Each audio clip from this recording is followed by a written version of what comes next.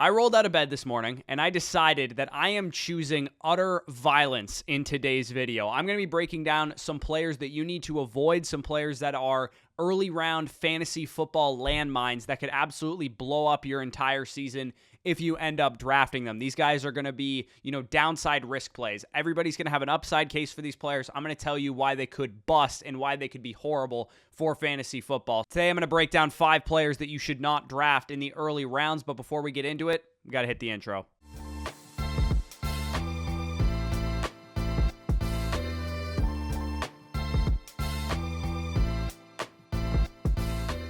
All right, so as I did in the sleepers video, we're going to take a look at some of the bustiest players the last 3 years. Look on the screen right now. You guys will see that I have the win rates of these players on the right side of the screen, and I've crossed out any players that just suffered like season-ending ACL tears. Guys like Saquon in 2020. Obviously, you couldn't have seen that coming, so those guys busted for like strictly injury reasons. But I have highlighted over the last, 30 or so low win rate players the last 3 years on Underdog, some of the players that did not bust for injury reasons. And I categorized them by why they busted. O stands for their offense sucked, and that's why they were terrible. Joe Mixon in Burrow's rookie year. Obviously, when Burrow tore his ACL, the offense went downhill, and that's why Joe Mixon wasn't very good in 2020. Jonathan Taylor and Michael Pittman Jr. last year played for the lowly Indianapolis Colts.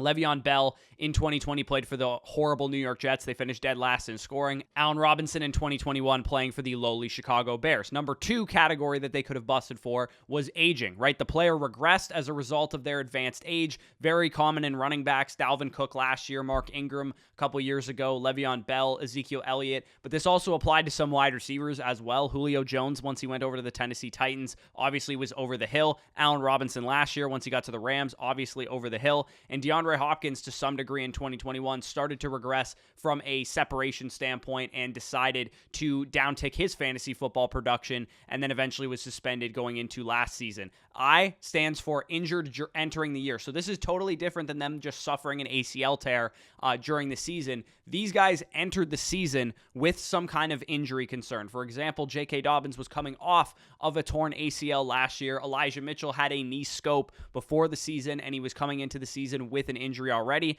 Najee Harris had a foot injury in training camp and came into the season injured last year. That's why he busted. Michael Thomas had ankle surgery entering 2021, and that's why he busted. Barkley coming off of a torn ACL in 2021 as well. So these guys were all coming off of injuries, not necessarily guys that were injured during the season. And then E is the final one, and this was due to their situation. They were elevated, and the poster child for being elevated by your situation was Clyde Edwards-Helaire in 2021, the most obvious bust of all time. If you just studied his metrics, you'd realize he probably just wasn't a good running back, and Andy Reid took his volume away throughout his rookie season. Devin Singletary, also a volume play and a good offense in 2020. We decided to ignore that and draft him highly anyways. DK Metcalf just disappointed from a yardage standpoint because he actually scored 12 touchdowns in 2021. He was elevated rightfully as a young player who was ascending. The Seahawks offense just threw 495 times, and Tyler Lockett was more involved than we expected. So keeping in mind why some of these highly touted players busted, right? These guys were all going high in ADP. I'm not picking out guys from the 9th round that busted. I'm talking about guys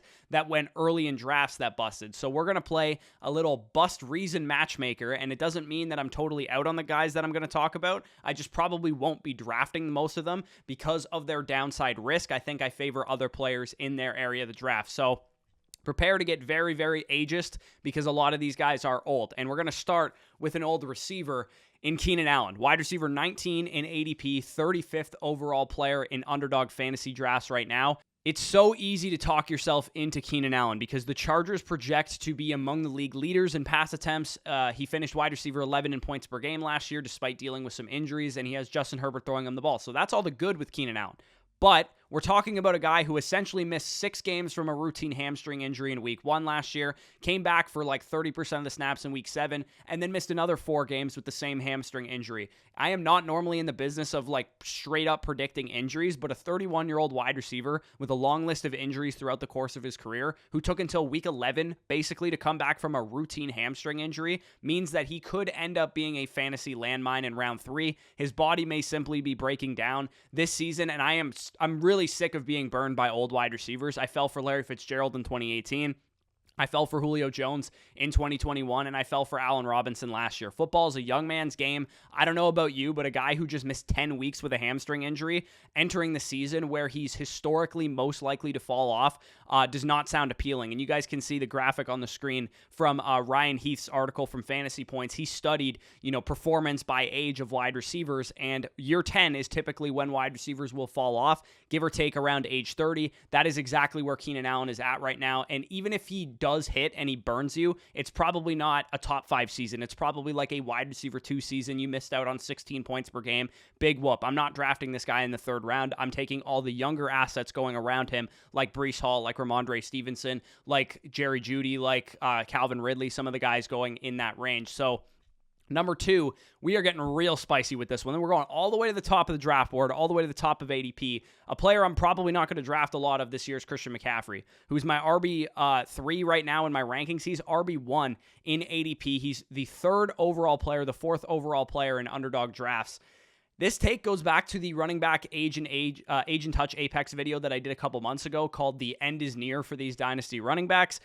When I looked at the running back age and touch Apex, we realize now that Christian McCaffrey is over or close to 1,500 career touches, over 27 years old. But despite this, the draw of Christian McCaffrey is that people still have it ingrained in their mind that he has the same upside that he did back in 2019. And I have to remind you that in 2019, when he had his legendary season with the Carolina Panthers, the guy did not leave the field. He was literally like a 100% snap share running back. He was an absolute bell cow. So not only do we have the worry that he might not be the same player efficiency-wise because of his advanced age and touches, and the fact that he had, before the season, 2 years where he was banged up with injuries, we also have Elijah Mitchell's splits to deal with as well. In the games with Elijah Mitchell last year with the San Francisco 49ers, he had 16.7 fantasy points per game where Mitchell played, 34% rush attempt share, 76% route participation, 43% short down and distance, aka, goal line type of work. He was still a, primary receiving back, and he's definitely still going to have a lot of value from that perspective.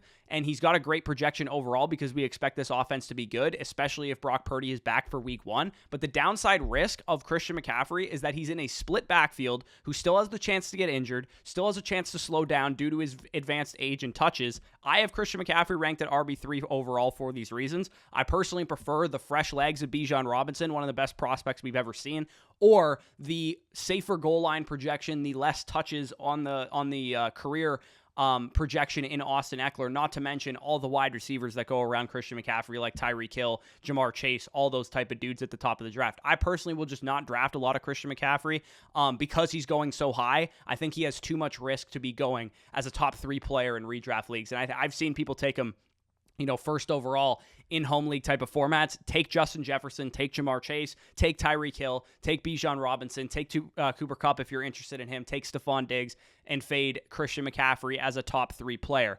Number 3 is another very, very highly productive fantasy running back the last couple years, Derrick Henry, who is RB8 overall right now, 24th overall player, so a back-end second-round pick. I swear to God, this is the first year that I've been truly out on Derrick Henry, and it's not just because he has a whopping 1,877 career touches, with 1,750 of those being carries, and the fact that he's also almost 30 years old, because he may be a future Hall of Famer who can overcome the age and touch apex, but I am very worried for this Titans offense, in addition to those concerns that I have from a workload and age standpoint. This offense runs at an absolute snail pace. It ran at the 32nd pace in the NFL last year. There will be QB turmoil in Tennessee because they have the 4th highest odds to finish as the first overall pick in 2023, according to Vegas. And if they are bad, Ryan Tannehill, who is significantly better than Will Levis at this point in time, will be benched because they're going to want to see what their young quarterback has. And that's going to turn this offense to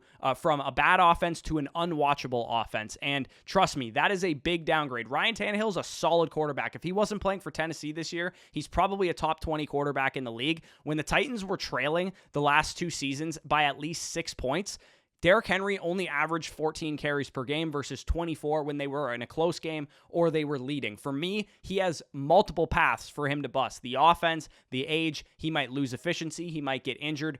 I think he's too risky at this point in time. He profiles more as a dead zone running back than he does as somebody that you need to take in the second round. Just take, the young wide receivers in that area. Take, Garrett Wilson, take Amon-Ra St. Brown, take Jalen Waddle, take T. Higgins, take Devontae Smith, take, whoever is going in that range. And at running back, take Breece Hall, take Ramondre Stevenson, take Josh Jacobs. The younger backs, I'm telling you, are better bets than Derrick Henry. We don't want a guy who's an early down ball carrier for a bad offense. I don't care how good he's been over his career. I am not drafting Derrick Henry at his price.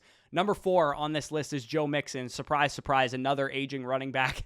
Running back 15, 48.5 overall ADP. Get the dead zone poster out and put Joe Mixon on the cover of the RB dead zone this year because he is the prototype RB dead zone type of target that you do not want to draft.